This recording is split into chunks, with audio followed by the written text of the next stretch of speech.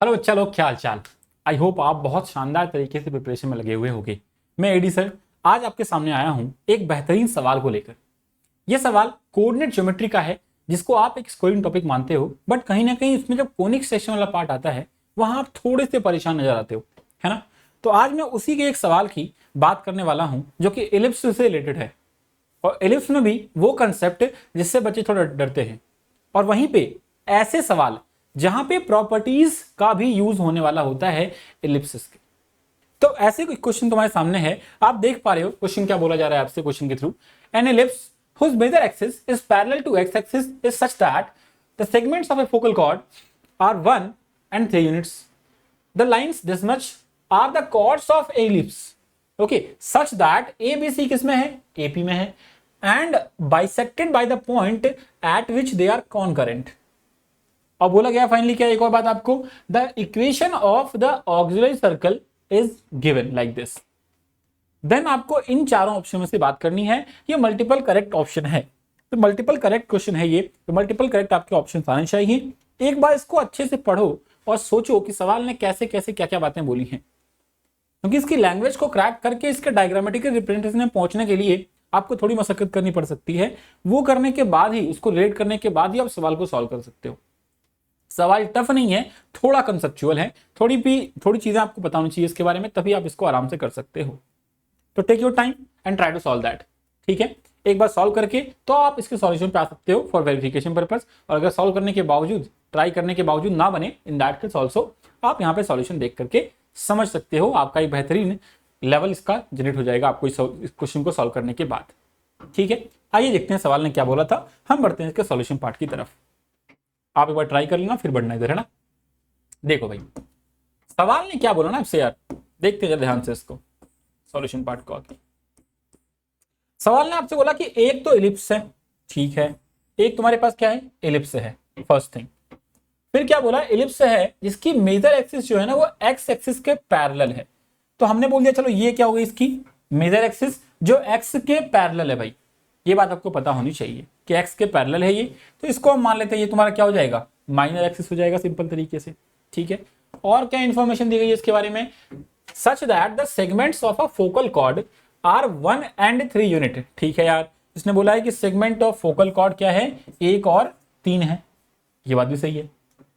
अब यहां पे तुम्हारे पास एक बहुत ही बेहतरीन प्रॉपर्टी होती है यहां पे, ये आपको पता होनी चाहिए कि जब भी आपको ये सेगमेंट्स गिवन हो ना, मान लेते हैं अगर ये पॉइंट S है, ये P है और ये Q है, तो आपको एक बात यहां पता होती है बच्चे प्रॉपर्टी से, और प्रॉपर्टी सिंपली क्या होती है ना कि अगर आप इस PS और इस QS का HM लेते हो, हार्मोनिक मूल लेते हो, मतलब harmonic mean of PS and QS जो होगी ना वो क्या होती है पता है, वो होती है हाफ ऑफ लेंथ ऑफ लेटर सेट। ये प्रॉपर्टी आपको पता होनी चाहिए यहाँ पे एलिप्स के लिए, बहुत इंपॉर्टेंट है, ये आप ध्यान रखेंगे। जब भी फोकल कॉर्ड मिल जाएगा आपको तो HM जो होगा PS और QS का, ये हमेशा क्या होता है, हाफ ऑफ LR को देता है। क्लियर है, चलो ठीक है। मतलब आपने यहाँ पे LR की लेंथ निकाल सकते हैं क्या, अपन देखते हैं ट्राई करके। देखो LR की बताओ लेंथ कितनी हो जाएगी तुम्हारे अकॉर्डिंग, लेंथ ऑफ LR तुम्हारी हो जाएगी डबल ऑफ इनका HM क्या होता है 2 टाइम्स ऑफ AB, मतलब 3 into 1 तो 3 बाय A plus B मतलब 4, ठीक है। तो ये 4 से ये 4 गया, मतलब कहीं ना कहीं तुम्हारी सिंपली वैल्यू कितनी आ गई, ये वाली 3 आ गई, मतलब लेंथ ऑफ LR तुम्हारी 3 के बराबर है, ठीक है। ये बात तो अपन ने यहां से कंक्लूड कर ली। अब बढ़ते हैं आगे, फिर क्या बोला इसने, the lines this much are the chords of this ellipse such that ABC क्या है तुम्हारे AP में। अच्छा ये बोला है कि यहाँ पे तुम्हारे पास क्या है, कुछ कॉर्ड्स हैं इस एलिप्स के, ऐसे कॉर्ड्स हैं जो, एक बात और ध्यान से पढ़ो, ऐसे कॉर्ड्स हैं जो AP में तो है ही ABC इसके लिए, और सच दैट ये बाइसेक्ट हो रही हैं, कहां पे, जहां पे ये कॉन्करेंट हैं, मतलब जहां पे सारी कॉर्ड्स आके कट कर रही है ना वो वहीं पे बाइसेक्ट भी हो रही हैं, मतलब जो उनका कंकरेंसी पॉइंट है वही उनका मिड पॉइंट भी है। तो आप बताओ इसका मतलब पता है किस किस पेयर ऑफ लाइन से या फिर किस फैमिली ऑफ लाइंस की बात कर रहा है। अगर आप ध्यान से सोचो तो अगर ये आपका एलिप्स है ना बच्चे, तो आपको पता होना चाहिए कि आपके पास जो ये पॉइंट की बात कर रहा है ना, ये ऐसे पॉइंट्स हैं जो क्या कर रहे हैं, बाइसेक्ट भी कर रहे हैं और कॉन्करेंट भी। इसका मतलब क्या है, ये कहीं ना कहीं सेंटर की बात कर रहा है, क्योंकि सेंटर पे ही क्या मिलता है आपको बताओ, जो कॉर्ड्स होते हैं वो कॉन्करेंट भी होते हैं और एक दूसरे को बाइसेक्ट भी करते हैं, एक दूसरे को मतलब क्या, सारे कॉर्ड्स आपस में बाइसेक्टिव नेचर के होते हैं और ये पॉइंट सबका मिड पॉइंट होता है। मतलब कहीं ना कहीं ये जो पॉइंट ऑफ कॉन्करेंसी इनकी आएगी ना, यही क्या होगी तुम्हारी, इस इलिप्स के लिए सेंटर बन जाएगी। ठीक है, और तुम्हें बोला क्या है इसने कि भैया ax plus B Y plus C जो है इज इक्वल टू 0, यही तुम्हारी वो फैमिली है जिसमें कंडीशन क्या है कि ABC AP में है। और अगर ABC AP में इसका मतलब क्या बताओ, b तुम्हारा कितना हो जाएगा, a प्लस सी अपॉन 2 हो जाएगा। ये तो बेसिक है, ये हमें पता है अगर ABC AP में है तो। ठीक है, मतलब बताओ तुम्हारा फाइनल इक्वेशन क्या बन जाएगी, ये बन जाएगी ax प्लस बी कितना है, a plus C upon 2 times of y है plus C is equal to 0। ठीक है जी, ये तुम्हारी कहानी यहां बन चुकी है इस लाइन की इक्वेशन के लिए, इस कॉर्ड की इक्वेशन के लिए। अब एक बात जरा मैं इसको ना रीअरेंज कर रहा हूं चीजों को लेके, अब जरा बताएंगे रीअरेंजमेंट क्या बनेगा। अगर मैं बात करूं a का, बताओ कोफिशिएंट क्या क्या आ जाएगा, तो यहां से आप देख पा रहे हो x आ रहा है और यहां से क्या आ रहा है, y अपॉन 2 आ रहा है। सेम बताओ यहां से c का कोफिशिएंट क्या क्या आ रहा है, आप देख पा रहे हो यहां से y अपॉन 2 आ रहा है और यहां से +1 आ रहा है, इज इक्वल टू कितना बोलोगे सिंपल इसको आप, 0 बोल दोगे यार। ठीक है, एक बात ये भी क्लियर है। अब क्या, अब तुमको यहां पे एक और बात समझनी है कि सर यहां पे जो आपकी लाइंस है ना, ये क्या शो कर रही हैं, ये बहुत सारी ऐसी कॉर्ड्स को शो कर रही हैं जो सेंटर पे आके इंटरसेक्ट कर रहे थे। मतलब सेंटर से पास करती हुई कॉर्ड्स की बात कर रहे हैं, मतलब डायमीटर की बात कर रहे हैं अपन, डायमीटर की अपन बात कर रहे हैं। और आपको पता है कि उस केस में क्या होता है, सिंपल सा, अगर ये तुम्हारे पास सॉल्यूशन है तो ये अपने कोएफिशिएंट से क्या होनी चाहिए, इंडिपेंडेंट। मतलब कोफिशिएंट कुछ भी हो a b और c, बट अपने को वैल्यू क्या चाहिए, अपने को वैल्यू चाहिए कि ये हमेशा इस इक्वेशन को सेटिस्फाई करते रहे। दैट मींस आप क्या बोलोगे, सर इसको भी 0 होना पड़ेगा और इसको भी 0 होना पड़ेगा, ये अपन ने पहले सीखा हुआ है ना। तो आप बताओ क्या बोलोगे इस केस में, आप बोलोगे sir x plus Y upon 2 should be 0, और साथ साथ क्या बोलोगे कि y अपॉन 2 प्लस 1 शुड ऑल्सो बी 0। मतलब आप यहां से बताओ क्या बोल दोगे, यहां से आप बोलोगे y कितना आ जाएगा, बताओ जरा, ये हो जाएगा -1 तो -2 हो जाएगा y की वैल्यू, और यहां से बताओ तुम्हारा x कितना आ जाएगा, x जो आ जाएगा -2 अपॉन 2 हो जाएगा 1 -1, ये हो जाएगा फाइनली x इक्वल टू 1। तो x तुम्हारा क्या आ गया, 1 आ गया, y कितना आ गया, -2 आ गया। मतलब तुमको सेंटर मिल चुका बच्चे, सेंटर क्या मिला है, 1, -2, ये था ना x, y। यहां तक की बातें सबको समझना अच्छे से आई थिंक आ रही होंगी कि हम क्या क्या बोले जा रहे हैं अभी तक, क्लियर है। अगली बात पे आते हैं इसी की। फिर देखो आगे क्या बोला इसने, अब बोला इसने the equation of auxiliary circle is this much.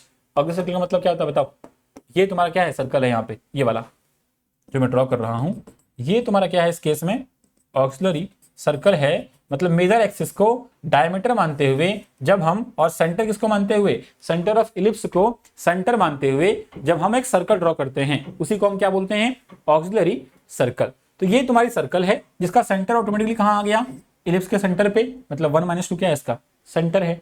लेकिन तुमको इक्वेशन गिवन है यहाँ पे, और ये इक्वेशन में सेंटर अननोन है। आपको यहाँ से इस अल्फा बीटा की वैल्यू नहीं मिल सकती, कैसे पता है, क्योंकि इस सर्कल में जो गिवन है आपको सर्कल, इसमें बताओ सेंटर क्या क्या है। तो आप देख पा रहे हो कि इसका सेंटर क्या आ रहा है, -अल्फा और -बीटा, है ना। सेंटर क्या आ रहा है आपके अकॉर्डिंग, -अल्फा और -बीटा। मतलब -अल्फा जो होगा ना वो इस 1 के बराबर होगा, और -बीटा जो होगा ना वो इस -2 के बराबर होगा, क्योंकि अपना सेंटर तो ये आया था और गिवन इक्वेशन के अकॉर्डिंग ये आ रहा है। तो आप बताओ यहां से अल्फा कितना आ गया, -1, और बीटा कितना आ गया, +2। यहां से अपन ने अल्फा बीटा निकाल दिया। अब तुम्हारे पास सर्कल भी तो पड़ा हुआ है, तो आप बताओ रेडियस ऑफ सर्कल कितना हो जाएगा, आप बोलोगे √α², मतलब g² होता है तो g तो -अल्फा है, यहाँ पे कितना हो जाएगा 1 का स्क्वायर प्लस ये हो जाएगा -2 का स्क्वायर मतलब 4। फिर और क्या हो जाएगा बताओ, -c होता है, तो आप बताओ c की जगह पे कितना है, यहाँ पे -2α -1 है, ये फाइनली कितना बन जाएगा, ये बन जाएगा +2α मतलब कितना, -2 है ना, और +1 मतलब +1 हो जाएगा, सिंपल सा ये। तो क्या हो गया बताओ, ये हो गया 1 1 और 2 कैंसिल हो गया पूरा। आप बताने से आरसी कितना आ गया, सिंपल 2 के बराबर। तो आपने रेडियस ऑफ सर्कल कितना निकाल दिया, ये कौन सर्कल है, ऑक्सिलरी वाली। तो आरसी तुम्हारा कितना आ गया इस केस में, 2 के बराबर आ गया, है ना, गिविंग दिस कंडीशन। आगे देखो, आगे जब ध्यान से देखते हैं ना बच्चे, तो आप अगर ध्यान से थोड़ा सा और आगे देखो तो आपने क्या देखा कि ये तुम्हारे पास क्या थी, ये तुम्हारी है रेडियस ऑफ सर्कल, और तुम साफ साफ देख पा रहे हो कि जो रेडियस ऑफ सर्कल है वही क्या है एक्चुअली, इस वाले एलिप्स की सेमी मेजर एक्सिस है। मतलब अगर तुम ए और बी की खोज कर रहे हो X square by A square plus Y square by B square equal to 1 लिखने के लिए, तो ये तुम्हारा क्या है, ए ही तो है, यही तुम्हारा ए भी तो है भाई, है ना, ठीक है ना। मतलब ए तुम्हारा क्या है इस केस में, आपने क्या निकाल दिया, इस तरह ए भी कितना है, 2 ही तो है, मतलब ए भी 2 ही आ गया तुम्हारे पास, ठीक है ना। अब जरा सुनो, हमारे पास एक और चीज पड़ी हुई थी पहले से, क्या, लेंथ ऑफ एल आर किसके बराबर थी, 3 के बराबर, और तुम्हें पता है फॉर्मूले वाइज कि लेंथ ऑफ एल आर क्या होती है बच्चा, 2b स्क्वायर बाई ए होती है, तो यूज दैट ना, ये हो जाएगी 2b square by A, is equal to कितना बोलोगे, 3 के बराबर है, तो इक्वल टू 3। ए तुम्हें पता है भाई रेडियस ऑफ सर्कल के बराबर थी, मतलब 2 थी, तो आपने क्या देखा, 2 से 2 गया, तो आप बताओ बी स्क्वायर क्या आ गया, 3 के बराबर, तो फाइनली आप बी कितना बोल दोगे, बी बोल दोगे +√3, माइनस की वैल्यू कहाँ गई इसकी, माइनस को अपन ने नेग्लेक्ट मार दिया, क्यों, क्योंकि बी एक डिस्टेंस है ना भाई, सेमी माइनर एक्सेस, तो हम क्या बोलेंगे, बी क्या होगा तुम्हारा +√3 होगा। यहां से आपने क्या किया, अभी तक पूरी कहानी सॉल्व कर ली ऑलमोस्ट, तो यहां से आपके पास ए पड़ा है, बी पड़ा है, सेंटर पड़ा है, तो can't you right the actual equation of ellipse, आराम से बताओ क्या बोलोगे, इक्वेशन ऑफ इलिप्स क्या बोलोगे बच्चा, इक्वेशन ऑफ इलिप्स तुम्हारा क्या आ जाएगा बताओ, यहां से ये आ जाएगा तुम्हारे सामने, एक्स सेंटर क्या था, सेंटर तुम्हारे पास था आई थिंक सो 1 - 2 था ना, ये हो जाएगा -1 का स्क्वायर बाय ए स्क्वायर मतलब 4 प्लस वाई, ये हो जाएगा +2 का होल स्क्वायर, और बी कितना आया था √3, उसका स्क्वायर 3 हो जाएगा, इज इक्वल टू 1। ये तुम्हारी क्या है, ये तुम्हारी रिक्वायर्ड एलिप्स की इक्वेशन है, यही तो आ गई। तो इसकी पूरी जन्म कुंडली अपन ने निकाल दी सोच सोच के कि कैसे कैसे क्या क्या चल रहा है इसमें, है ना, हर चीज के हर पैरामीटर को अपन ने निकाल दिया। अब आते हैं इसके ऑप्शंस पे कि ऑप्शन ने क्या क्या बोला है आपसे। पहली बात देखो, इसने पहले तो ये बोला है आपसे कि area of N auxiliary circle कितना होगा, तो आप बताओ क्या बोलोगे इसके बारे में, इसको चेक करो, एरिया कितना आएगा बताओ, एरिया बोलोगे आप 2πr, तो 2π और r बताओ कितना आया था सर्कल का, 2 आया था, ये हो जाएगा 4π, और अपना कितना आ रहा है दिया हुआ है 2π, तो ये क्या हो गया अपना गलत जवाब, ठीक है। और कुछ दिया हुआ यहाँ देखो, ई निकालना है अपने को, तो आपको पता है ई कैसे निकाला जाता है, ई निकालना है अपने इलिप्स का, तो आप बताओ ई के लिए क्या करोगे आप, ई तुम्हारा क्या होता है एक्चुअली फॉर्मूले वाइज, आप बोलते सर ई होता है square root of 1 - a square upon B square, बताओ कितना हो जाएगा, square root of 1 - a square का मतलब 3 का, ये 3 हो जाएगा सिंपल सा, तो 3/4 कितना हो गया बताओ, 4 - 3 1, 1/4 का रूट हाफ ही होता है बच्चा, ये तो हाफ होता है ना, तो हाफ आ गया तुम्हारा ई का वैल्यू। इसने क्या बोल रखा है, इसने भी हाफ ही बोल रखा है, अच्छी बात है, तो डी तुम्हारा क्या है मतलब सही जवाब है, डी तुम्हारा क्या है मतलब सही जवाब है। और क्या बोला इसने, length of double ordinate which is conjugate to directrix, length of double ordinate बोला इसने, जो क्या है डायरेक्ट्रिक्स के साथ मिलकर बन रहा है। अच्छा ये बात देखते हैं बाद में, इसके पहले ऊपर वाला देखो, इसने क्या बोला है, the locus of perpendicular tangents to the ellipse is this much. आप याद करो, लोकस ऑफ परपेंडिकुलर टेंजेंट क्या होता था, याद है, डायरेक्टर सर्कल, याद आया कुछ, लोकस ऑफ परपेंडिकुलर टेंजेंट्स क्या होता था, डायरेक्टर सर्कल। तो डायरेक्टर सर्कल की इक्वेशन क्या होती थी याद करो, ये होती थी sir X square plus Y square equal to A square plus B square, तो ए स्क्वायर हो गया 4, बी स्क्वायर हो गया 7, सॉरी 3, तो ये बन जाएगा तुम्हारा 7, कोई दिक्कत नहीं है, तो यहाँ 7 तो है ही, बट यहाँ लोचा है, यहाँ इसने डायरेक्टली एक्स स्क्वायर यूज कर लिया है, बट अपने को क्या यूज करना पड़ेगा, कैपिटल एक्स, मतलब x - 1 का स्क्वायर यूज करना पड़ेगा अपने को।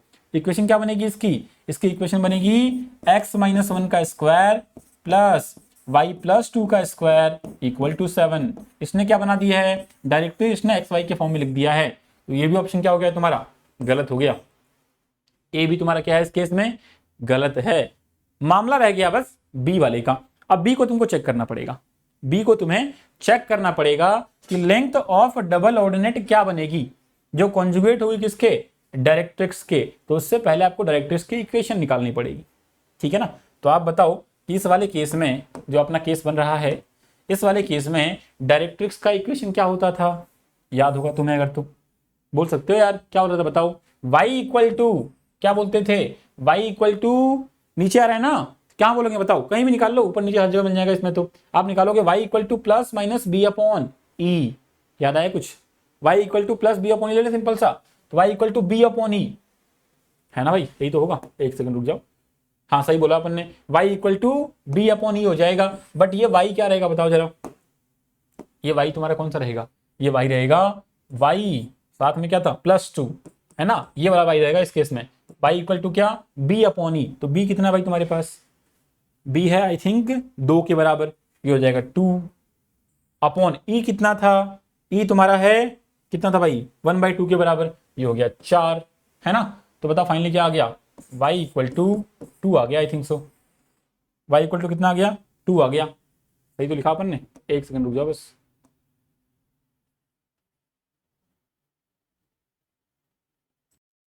मतलब यहाँ पता है तुम्हें क्या समझना पड़ेगा, यहाँ समझना ये चाहिए ना अपने को ऐसे सिंपल सोच के।